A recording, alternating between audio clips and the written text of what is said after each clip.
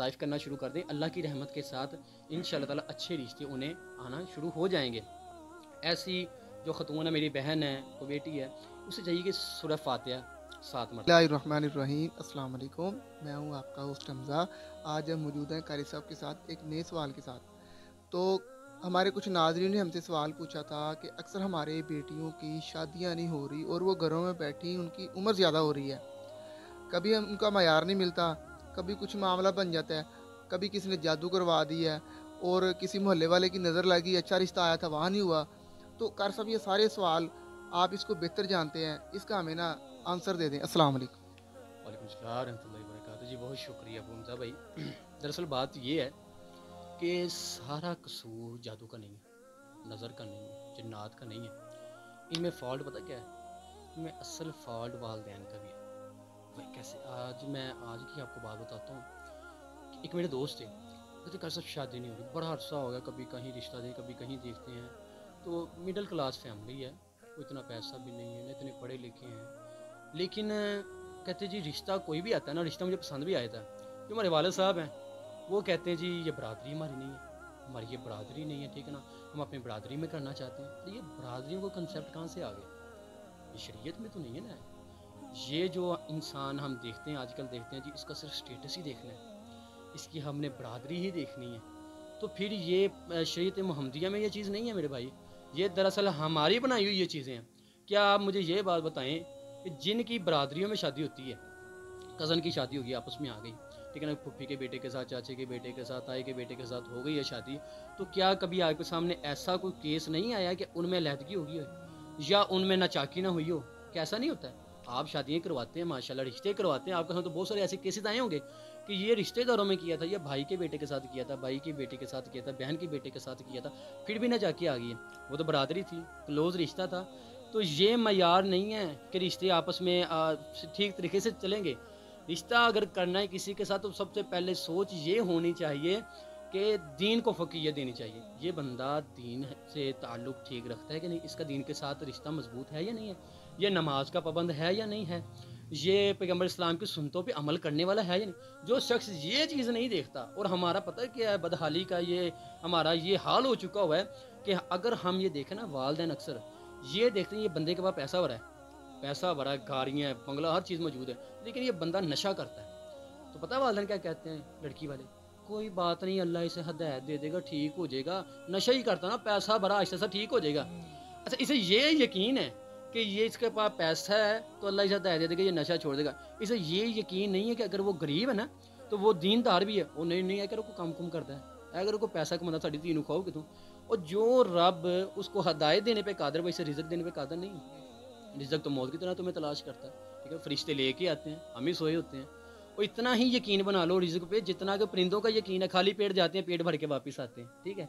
तो सबसे पहले ये जो वजह है ना जी, हम रिश्तों में ये बरादरियाँ लेके आ जाते हैं, फिर वो बचपन में रिश्ता तय करते हैं, अब यही करना है, बड़े होकर ज़हन नहीं मिलते भाई। सबसे पहले देखो मेरे पैगम्बर अलैहिस्सलाम की शरीयत है ना जी, सबसे पैगम्बर इस्लाम से ज़्यादा गैरतमंद थे ना जी। पैगम्बर अलैहिस्सलाम ने जब अपनी बेटी सैयदा फातिमा रज़ी अल्लाह ताला अन्हा से मशवरा लिया था, बेटी मैं रिश्ता करवाना चाहता हूँ तुम्हारा हज़रत अली के साथ, खामोशी इख्तियार की, तो पता चला जी ये खामोशी का मतलब ही हाँ है। तो पूछा था, तो आप लोगों को हमें पूछो क्या मुसीबत पड़ती है? हम नहीं पूछ सकते, हम बेटियों को अपनी बहनों से नहीं पूछ सकते, उनसे पूछें, उनकी राय लें। ज़बरदस्ती थोपना नहीं भी, यही करो, यही करो, यही करो, हमारे ख़ानदान में ये रिश्ता ख़त्म हो जाएगा, हमारी वो बहन नाराज़ हो जाएगी। अरे भाई वो होती तो हो जाए, बच्चे अगर राज़ी नहीं है तो रिश्ता ना किया जाए। अब ये जो सब मामला भी ठीक है, लेकिन फिर भी रिश्तों में रुकावट है। वो हम चाहते हैं जहाँ मर्ज़ी हो जाए, फिर भी रिश्तों में रुकावट है।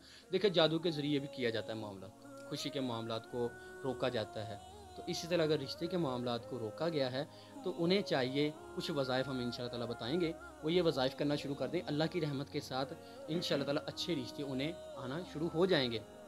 ऐसी जो ख़तून है, मेरी बहन है, कोई बेटी है, उसे चाहिए कि सूरह फातिहा 7 मरतबा पढ़े, सूरह मोहम्मद 1 मरतबा पढ़े, दुरूद इब्राहीम 11 मरतबा पढ़े, ठीक है।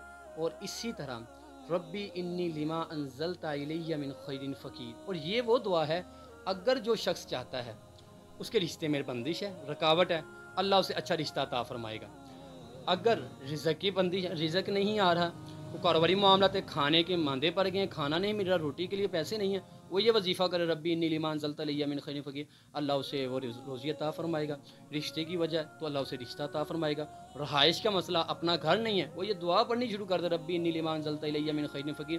حضرت موسیٰ علیہ السلام کو اللہ نے اس دعا کی برکت کے ساتھ رشتہ بھی عطا فرمایا، کھانا بھی عطا فرمایا، کھانا پکانے والی بھی عطا فرمائی، اور رہائش بھی اللہ پاک نے اسے عطا فرمائی۔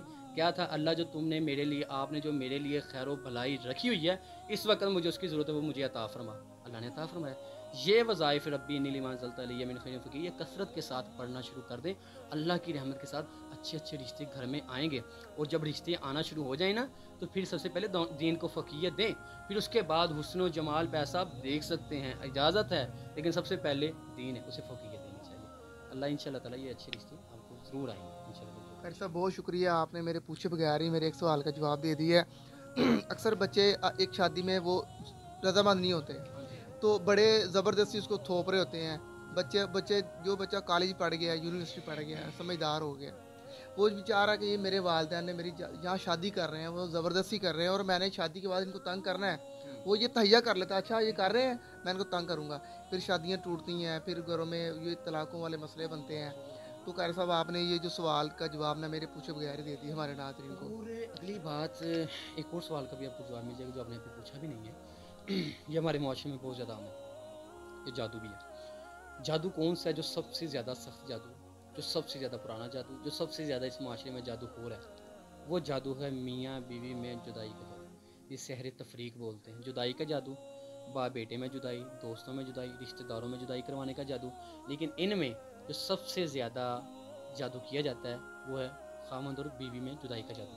اور یہ وہ عمل ہے جس پہ شیطان سب سے زیادہ خوش ہوتا ہے۔ کیسے؟ مسلم شریف کی روایت ہے، سیدنا جابر رضی اللہ تعالیٰ عنہ سے مروی ہے، پیغمبر علیہ السلام نے فرمایا ابلیس اپنا تخت پانی پہ رکھے ہوئے، ٹھیک ہے، اور وہ کیا کرتا اپنے چیلوں کو، اپنے لشکر کو ان کو بھیج دیتا، بھائی جاؤ دنیا میں جا کے لوگوں کو تنگ کرو، ذلیل کرو، اللہ کے اپنا عبادت سے دور کرو، گمراہ کرو لوگوں کو۔ اور پھر جب وہ شیطان ان کے چیلے سارے واپس آتے ہیں، رپورٹ دیتے ہیں میں نے فلاں بندے سے فلاں گناہ کروایا، فلاں سے فلاں، فلاں سے فلاں کروایا، کہتا نہیں بھائی تم نے کوئی اچھا کوئی بڑا کام نہیں تم نے کیا۔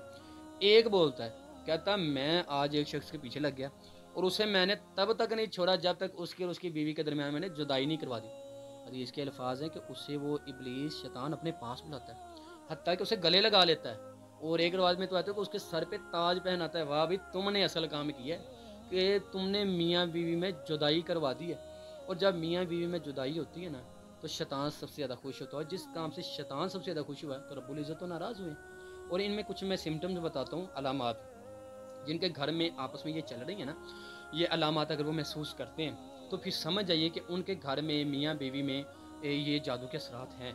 کیا ہوگا کہ سب سے پہلے نظر کا دھوکہ ہو جائے گا، جو شکل و صورت پہلے بڑی پسند تھی، جس کے ساتھ محبت تھی، وہ اب بدصورت نظر آنا شروع ہو جائے گی۔ محبت تھی نفرت میں بدل جائے گی، چھوٹی چھوٹی باتوں پہ تکرار شروع ہو جائے گی، اگر کوئی ایک معذرت کرتا اس کی معذرت قبول نہیں کی جائے گی، ٹھیک ہے نا، ایک دوسرے سے نفرت ہونا شروع ہو جائے گی، کوئی بات کرے گا اس کی بات برداشت نہیں ایک دوسرے کریں گے، کبھی بیوی نہیں کرے گی، کبھی خامد نہیں کرے گا، آپس میں نچاکی بھرتی جائے گی، نظر کا دھوکہ ہونا شروع ہو جائے گا، چھوٹی چھوٹی باتوں پہ تکرار شروع ہو جائے گی، بحث شروع ہو جائے گی، ایک دوسرے کو دیکھتے ہی جیسے مطلب کہ پہلے ٹھیک ہے بیوی سائڈ پہ کام کری ریلیکس ہے، خامد باہر ہے تو ریلیکس ہے، ایک دوسرے کے سامنے جیسے قریب آنا شروع ہو گئے تو وہ غصہ آنا شروع ہو گیا، ٹھیک ہے، رنگ پیلا پڑ گیا، سرخ ہو گیا۔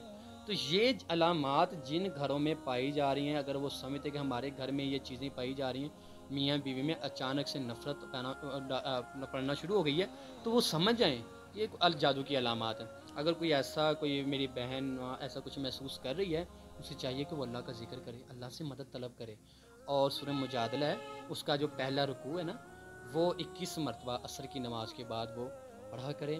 اور اسی طرح اگر وہ بیوی دیکھ رہی کہ خامد زیادہ غصہ کر رہا ہے تو یہ چاہتی ہے کہ محبت پیدا ہو، یا خامد دیکھ رہا ہے کہ بیوی زیادہ ناراض ہے مجھ سے تو اس کے دل میں زیادہ محبت پیدا ہو، اسے چاہیے سورہ نمل کی آیت نمبر 30 اور 31 پڑھے، بسم اللہ الرحمن الرحیم اللہ تعالی علیہ واتونی مسلمین، صبح و شام اس کی ایک ایک تسبیح کرے، انشاءاللہ تعالی یہ جو نفرت ہے یہ محبت میں بدلنا شروع ہو جائے گی۔ جی بہت شکریہ قاری صاحب، آپ نے ہمارے ناظرین کی انفارمیشن میں اضافہ کیا۔ انشاءاللہ ہم ملتے ہیں نیکسٹ ویڈیو کے ساتھ، ہمیں اجازت دیجیے، اللہ حافظ۔